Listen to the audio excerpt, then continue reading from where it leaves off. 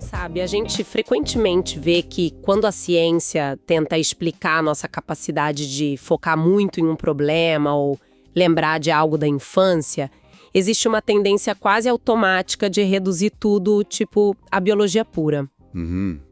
Sim, é a saída mais comum. E a premissa é sempre aquela de que o cérebro é uma espécie de máquina selada, né? Fechada dentro do crânio, que já sai de fábrica com todas as peças prontas, só esperando a hora certa, o momento biológico de amadurecer. Pois é. É uma visão super reconfortante, na verdade. Sim, porque de certa forma coloca a mente num compartimento seguro, previsível, operando meio que sozinha lá dentro. E essa foi basicamente a lente principal pela qual o Ocidente olhou para a psicologia durante muito, muito tempo. Quer dizer, a biologia dita o ritmo das coisas e o ambiente ao redor só serve para fornecer os estímulos. Tipo um pano de fundo. Exato. Nessa visão mais tradicional, os processos mentais super complexos que a gente tem seriam só propriedades inatas do nosso tecido nervoso cerebral, sabe? Mas olha, ao mergulhar na pilha de fontes que a gente tem para hoje, e estamos falando de uma coleção bem densa de artigos acadêmicos que vão desde neuropsicologia clínica rigorosa até uns debates historiográficos super recentes sobre censura, essa ideia da caixa craniana isolada é meio que arrombada. Totalmente arrombada. Não sobra muita coisa dessa premissa. Né? Então, o objetivo da nossa exploração profunda de hoje nas fontes é desbravar a chamada perspectiva sociohistórica da psicologia. A gente vai focar bastante na importância monumental do Lev Vygotsky e também dos colaboradores mais próximos dele, tipo o Alexander Luria e o Piotr Galperin. É um grupo de peso. Sim, e a grande provocação que pula desses textos todos é justamente essa. E se a nossa capacidade de pensar de forma abstrata não for um simples produto biológico do cérebro? Quer dizer, e se essas habilidades superiores forem literalmente construídas de fora para dentro? Moduladas pelas ferramentas da sociedade da época, né? É uma virada de chave gigantesca. Exatamente. E para quem está nos acompanhando entender o peso sísmico dessa ideia, a gente precisa voltar um pouco. Como era o campo de batalha científico lá nos anos 1920? Nossa, era um cenário caótico, para dizer o mínimo. A psicologia naquela época estava passando por uma crise metodológica brutal. Havia uma cisão epistemológica muito clara e muito violenta. Tipo um racha mesmo na ciência? Um racha absoluto. De um lado, a gente tinha o reflexologismo, que eram as abordagens puramente fisiológicas, tentando explicar o comportamento humano só como um amontoado de reflexos mecânicos. Tipo, bateu o martelo no joelho, a perna levanta. Uma visão quase anatômica, né? Isso, super anatômica e fria. E do outro lado do ringue tinha a psicologia idealista. Essa galera tentava entender a mente através de conceitos de espírito ou uma consciência pura que parecia totalmente descolada de qualquer base material. Fisiologia fria contra uma filosofia meio mística, então. E o grande problema apontado pelas fontes é que nenhuma dessas duas correntes conseguia explicar como um ser humano que tem a mesma biologia básica de outros primatas consegue construir uma civilização ou, sei lá, compor uma sinfonia. O reflexo do joelho não compõe Beethoven. Com certeza não. E a resposta do Vygotsky para isso não foi tentar achar um meio termo bonitinho. Ele propôs uma terceira via totalmente nova, uma via dialética. Ele argumentou que a psique tinha que ser estudada como um processo integral do comportamento. E aí ele introduziu o que chamou de funções psicológicas superiores. Tá, esse é um termo que aparece o tempo todo nos textos. Como a gente define essas funções psicológicas superiores de um jeito prático? Bom, essas funções são a espinha dorsal de toda essa teoria. O Vygotsky colocou nessa caixinha processos como a atenção voluntária, a memória ativa e o raciocínio abstrato. E a sacada genial dele foi demonstrar que essas funções simplesmente não existem no cérebro quando a gente nasce. Peraí, não existem? A gente nasce sem memória ou atenção? A gente nasce com as funções elementares, que são dadas pela biologia.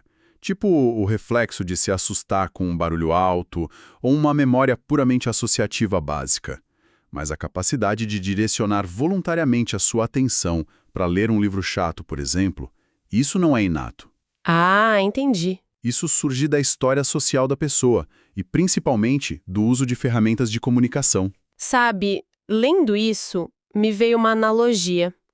É como se a nossa biologia fosse o hardware, o computador físico ali, mas a convivência em sociedade e a linguagem fossem o sistema operacional e os aplicativos. A gente precisa baixar esse software para conseguir rodar tarefas complexas. Nossa, excelente. É exatamente isso. O cérebro é o hardware, mas ele não faz muita coisa avançada sem o software cultural. Mas aí surge a pergunta de ouro. Como é que acontece esse download na mente de uma criança? Porque a teoria fala muito da lei da mediação e do uso de signos. E as fontes dizem que as coisas começam no mundo físico, fora da pessoa, e depois são interiorizadas. Como isso rola na prática? Tem um exemplo clássico que a escola do Vygotsky documentou exaustivamente, que é a evolução do gesto de apontar. Imagina um bebê, bem pequeno, tentando pegar um brinquedo que está longe, fora do alcance dele. Tá, ele estica a mãozinha. E isso, no começo, é só um movimento biológico puramente físico. É um reflexo de tentar agarrar que falhou. A mão do bebê fica lá, balançando no ar sem alcançar nada. Mas aí, a mãe ou o cuidador vê aquilo, interpreta que o bebê quer o brinquedo e vai lá e entrega o objeto na mão dele. Então o bebê tentou pegar, não conseguiu, mas o adulto leu a intenção. Exato. O que era só uma tentativa física frustrada de agarrar acaba de ser transformado pelo ambiente social, pela mãe, num signo. Caramba! O bebê percebe que o movimento da mão dele não precisa necessariamente agarrar o objeto pela força física. Isso, ele percebe que o movimento só precisa sinalizar a intenção para outra pessoa. O movimento ganhou um significado novo, e esse significado foi conferido pelo outro. Então, nesse momento, a ação acontece, como os textos chamam, no espaço interpsicológico. Entre as duas pessoas. Perfeito, interpsicológico.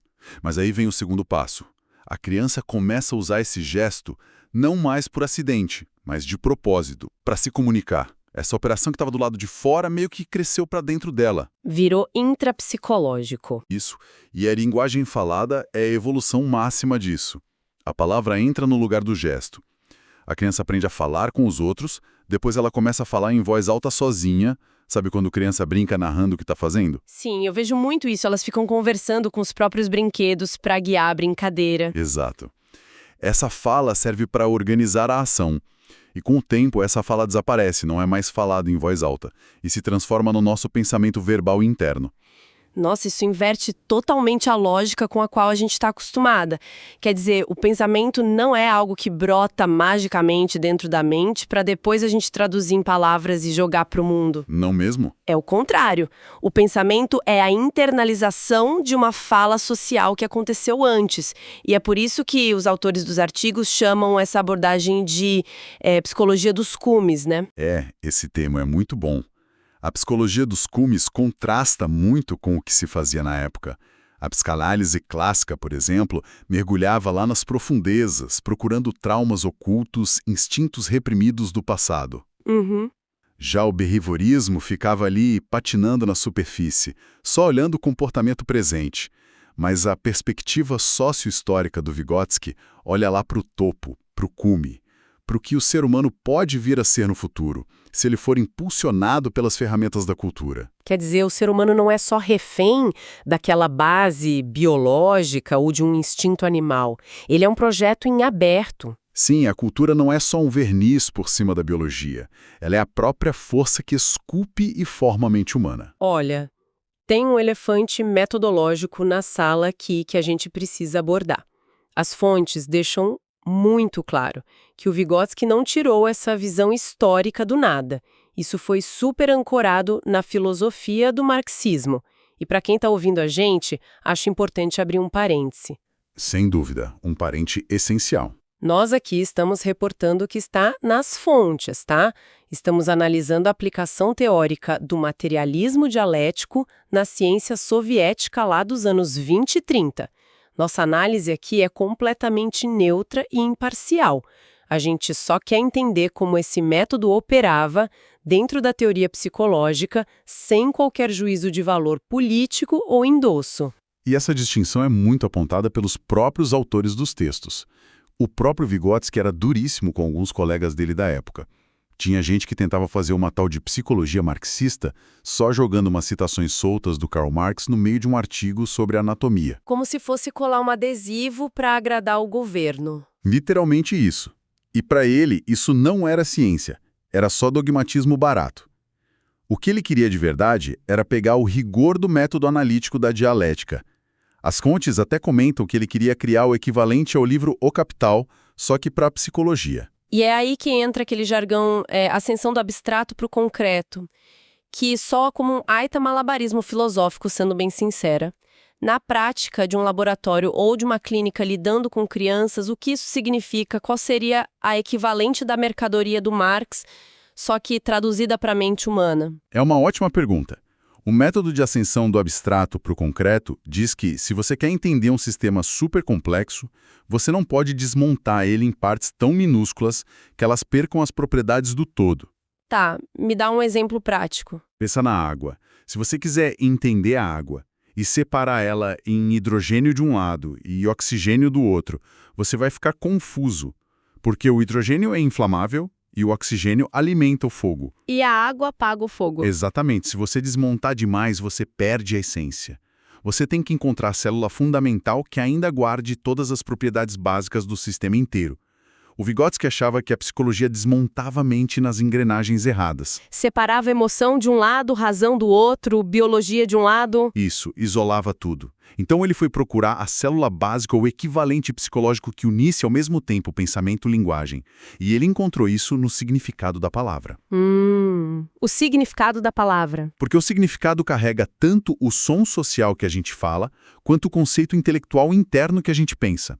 É tipo o nó que amarra a cultura e a biologia. Perfeitamente. Mas, ironicamente, por tentar aplicar essa filosofia de um jeito científico de verdade, as fontes mostram que ele sofreu uma rejeição pesadíssima na época. Nossa, e de todos os lados, né? De todos os lados. A ortodoxia soviética, tipo líderes como Kolbonovsky, vivia acusando o Vygotsky de desvios teóricos. Diziam que a teoria dele não focava na luta de classes, ou que ele estava flertando com ideias burguesas. Tudo isso só porque ele viu o desenvolvimento de um jeito complexo, numa época em que o regime exigia esquemas simplistas e obediência cega. Ele era complexo demais para os ortodoxos. É. E, para piorar, anos depois, os intelectuais do Ocidente tentaram meio que higienizar a obra dele. Eles traduziram os livros cortando as referências ao materialismo dialético só para a obra ficar mais palatável e poder ser publicada na Europa e nos Estados Unidos na Guerra Fria. Quer dizer, ele foi esmagado no meio de uma confusão onde a União Soviética achava ele burguês e o Ocidente achava ele comunista demais e tentava apagar a origem filosófica. Trágico, na verdade. Mas, mudando um pouco o foco, tem um ponto crítico na teoria em si que me deixou intrigada e a gente precisa fazer essa transição agora. Se a mente é construída pelo social e pela palavra, isso parece ignorar o cérebro físico, a carne. Tipo, se um paciente bate a cabeça e sofre um trauma craniano, não é a história social dele que está sangrando ali. É o tecido, é a biologia pura. Com certeza. Como é que uma teoria tão focada no social sobreviveu no ambiente hospitalar, lidando com pacientes com lesões reais? Aí é que entra um dos saltos mais geniais da neuropsicologia mundial documentado nessas fontes. O trabalho do Alexander Luria, que era muito parceiro do Vygotsky. Nos anos 30, a neurologia do mundo inteiro acreditava num mapa estático, o chamado localizacionismo. Que é aquela ideia de que tem um pedacinho exato do cérebro para cada coisa, né? Um lugarzinho só para fala, outro só para memória. Isso, como se fosse um mapa rodoviário fixo. Mas o Luria e o Vygotsky começaram a desmontar isso. Eles propuseram o princípio da localização dinâmica, ou organização cronogênica. Cronogênica? Quer dizer que se desenvolve e muda ao longo do tempo. Exatamente. O tempo é o fator-chave. Eles disseram que as conexões entre as partes do cérebro não nascem prontas e congeladas. À medida que a criança vai crescendo e absorvendo as ferramentas sociais, áreas do cérebro que trabalhavam isoladas começam a se ligar, criando sistemas funcionais. Então, a função que uma área do cérebro tem quando a gente tem 3 anos de idade não é a mesma função que ela vai ter quando a gente vai 30 anos. Não é. O cérebro vai se reconfigurando para suportar funções mais altas. Olha, para dar uma materialidade para isso, me ocorreu de pensar na construção de um prédio gigante. É uma boa imagem. Imagina que você está construindo o prédio. Se der um problema grave na fundação lá no primeiro ano da obra, ferrou. O dano impede o prédio de subir. Todos os andares de cima ficam comprometidos. Mas agora pensa nesse mesmo prédio já pronto. 20 andares, estrutura de aço inteira amarrada. Se tiver um dano parecido lá no alicerce depois de pronto, o prédio não vai necessariamente cair, porque a malha estrutural de cima consegue compensar a força e distribuir o peso. Nossa, essa analogia é perfeita. É exatamente isso que a lei de afecções cerebrais do Vygotsky diz, só que com um tecido nervoso. É porque as fontes detalham o impacto nas áreas que eles chamam de gnósticas básicas. O córtex visual, auditivo. O que eles viram na infância? Eles viram que na primeira infância, uma lesão numa dessas áreas sensoriais básicas causa um efeito devastador de baixo para cima. Exatamente como a fundação do seu prédio. A área básica está danificada, então ela não manda material para as áreas superiores da linguagem e do raciocínio complexo se formarem. As funções superiores não se constroem. Tá. E no adulto? No adulto inverte. É o efeito de cima para baixo. O adulto já passou a vida internalizando a cultura, já construiu o intelecto, as funções superiores assumiram o comando do prédio. Se o adulto tem uma lesão nas mesmas áreas básicas lá da base, o dano fica isolado.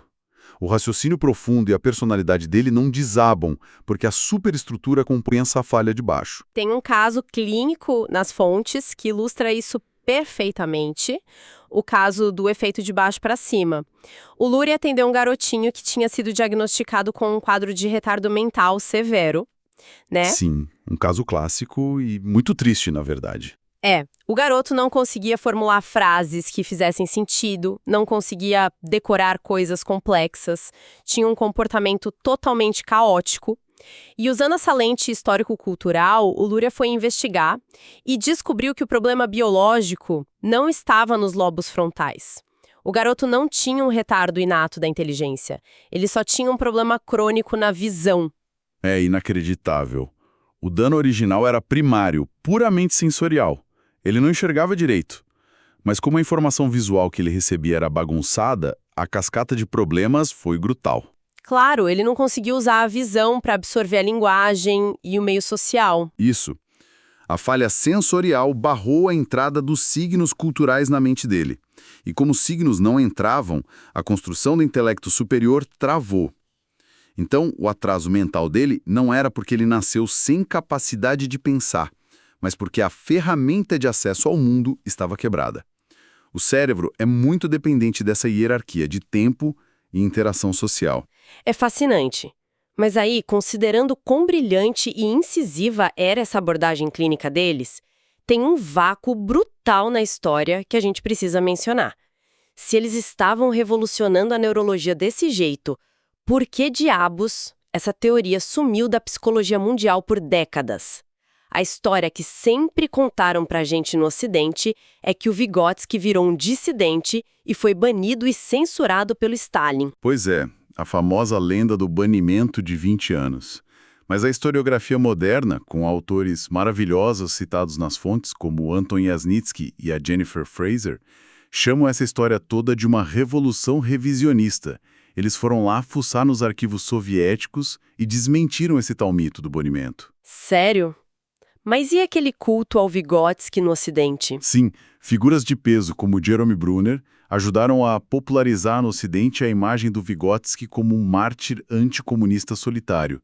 Pintaram ele quase como um herói que teve o nome proibido oficialmente. Tá, mas os arquivos originais sobre aquele ano crítico, 1936, o que eles dizem? Porque a censura massiva existiu. As fontes não negam que os livros sumiram. Sumiram, sim, mas achava entender quem era o verdadeiro alvo da censura do governo. Em 1936, o Comitê Central baixou um decreto proibindo uma disciplina específica chamada pedologia. Era uma área que misturava biologia, psicologia e educação infantil. E por que o governo implicou com ela? Porque a pedologia estava aplicando testes de QI em massa nas escolas públicas. E o governo concluiu que esses testes de inteligência estavam sendo usados para segregar crianças. Eles pegavam crianças pobres, com menos acesso, diziam que elas tinham QI baixo e mandavam para classes de retardo. O governo odiou isso e fechou a disciplina inteira. Nossa, Aí, a agência de censura estatal fez uma lista negra com mais de 100 livros didáticos de pedologia para recolher das bibliotecas. E os textos do Vygotsky foram arrastados para essa rede simplesmente porque ele também escrevia sobre pedologia.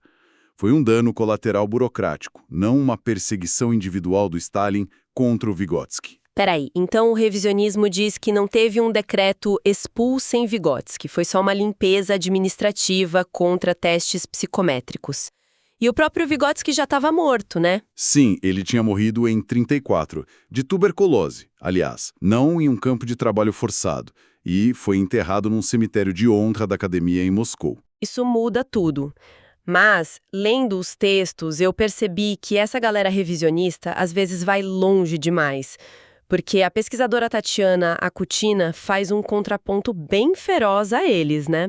Ela acusa essa revolução revisionista de tentar demolir a importância científica da obra dele, e não só ajustar a história. A Akutina soa o alarme com muita razão. O historiador Yasnitsky, por exemplo, não parou na correção histórica. Ele começou a atacar partes fundamentais da própria teoria. E o alvo principal dele foi o famoso capítulo 7 do livro Pensamento e Fala. O capítulo que o Vygotsky ditou quando já estava morrendo na cama do hospital, certo? Esse mesmo. O Yasnitsky escreveu que esse capítulo tinha premissas ingênuas, falhas linguísticas e que não deveria ser levado tão a sério. Mas, gente, isso é terreno sagrado na psicolinguística. Tentar descreditar o capítulo 7 é atacar a fundação que ensina como a gente converte uma intenção na nossa cabeça numa frase toda estruturada. Exatamente. A Akutina defende que, por mais que o texto tenha sido ditado às pressas num momento trágico, o conceito que está ali serviu de base para décadas de avanços científicos ao redor do mundo. A história política não apaga a potência do arcabouço clínico. Com certeza. E isso também mostra que os pesquisadores russos lá da época não tratavam os livros dele como textos intocáveis de uma seita. A ciência deles era bem dinâmica. E é por isso que a gente chega num ponto super importante das fontes. A evolução e as críticas que a teoria sofreu, mas dessa vez de forma construtiva. Principalmente pela visão do Piotr Galperin. A escola soviética não parou no tempo. O Galperin pegou todo esse sistema fenomenal do Vygotsky e percebeu que tinha um buraco arquitetônico ali no meio. O Galperin viu que o Vygotsky ficou tão focado em provar que o signo, a palavra, formava a mente, que o signo virou meio que o protagonista de tudo. A ferramenta virou o foco principal. Isso. E o Galperin levantou a mão e perguntou, tá, mas se a pessoa é inteiramente moldada por essas ferramentas de fora, cadê o ser humano ativo nessa história? Cadê o motor? Então, o Galperin estava dizendo que o Vygotsky conseguiu explicar maravilhosamente bem o como a gente pensa usando signos, mas esqueceu de investigar o porquê a gente decide pensar. Perfeito. O diagnóstico dele foi duríssimo. Ele argumentou que, se a gente focar só na ferramenta, a gente reduz a pessoa a um mero computador super eficiente que processa a cultura, mas sem vida própria. O Vygotsky negligenciou duas coisas essenciais: a personalidade e o motivo. Motivo. Deixa eu ver se eu consigo traduzir isso por um exemplo prático. Imagina um estudante universitário virando 3 noites seguidas para decorar fórmulas de cálculo super difíceis. Tá bom, cálculo é sempre um drama. Sim, ele está usando a atenção superior, os signos matemáticos, lendo livros grossos. O Vygotsky explica perfeitamente as ferramentas mentais que esse aluno está usando para aprender matemática. Mas e a vontade? Exato. O livro de cálculo não pula da mesa e obriga a mente do aluno a absorver aquilo sozinho. Tem que ter um motivo. Seja o sonho de construir pontes, seja o terror absoluto de reprovar e decepcionar a família, ou até curiosidade. Se não tem esse motivo por trás, a ação nem começa. E era esse o elo que faltava. O instrumento cultural nunca age de forma autônoma. O Galperin quebrou a ação humana em 4 elos: o significado da ação, o signo ou ferramenta usada, o objetivo que se quer e, no centro de tudo, o motivo. A ciência só avança através desse nível de crítica honesta e rigorosa. Quer dizer, foi apontando as falhas do mestre que eles conseguiram fechar a teoria, trazendo a humanidade, os desejos e os motivos da pessoa para dentro da equação. Exatamente. Resgatando o sujeito histórico em vez de só o ambiente histórico. Muito bom. E para tentar amarrar essa nossa conversa de hoje sobre todas essas fontes tão ricas, a perspectiva histórico-cultural desfez aquela ideia de que somos reféns da biologia, juntou a parte clínica neurológica com a força gigantesca do meio social, resistiu a muita burocracia e, no fim, ainda soube consertar suas próprias falhas teóricas sobre a motivação. É um legado formidável. Mostra que nosso cérebro se expande no compasso da própria civilização que ele constrói. E olha, pegando carona nessa ideia de que o cérebro se expande com a civilização, eu queria terminar deixando uma provocação final para quem está nos escutando pensar. Manda. Se a gente aceita a premissa cronogênica de que a nossa memória ativa e o nosso foco não nascem prontos, e que essas coisas são literalmente esculpidas fisicamente no cérebro pelas ferramentas de comunicação que a gente usa, o que vai acontecer com as áreas superiores do cérebro das futuras gerações? Nossa, essa é uma pergunta pesada. Porque se a base do intelecto sempre foi formada por ferramentas que exigiam atenção demorada, como ler um texto complexo, mas agora a nossa ferramenta de mediação principal com o mundo é um fluxo algorítmico acelerado e infinito de vídeos curtos, o algoritmo não é só um aplicativo de celular, ele é a nossa mais nova e principal ferramenta psicológica no sentido do Vygotsky. É assustador pensar que tipo de arquitetura cognitiva esse algoritmo está instalando nas áreas superiores da mente humana, né? Com certeza. Fica o convite inadiável para todo mundo continuar essa reflexão. Pessoal, muito obrigada pela companhia neste nosso mergulho profundo de hoje. Até a próxima!